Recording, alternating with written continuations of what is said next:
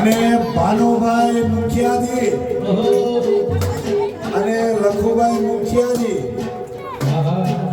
એને ત્યાં લાલાનો જન્મ થયો.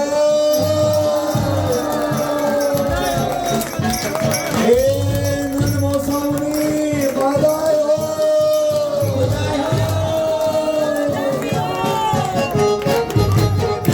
અમારા મુખિયાજી પરિવાર વતી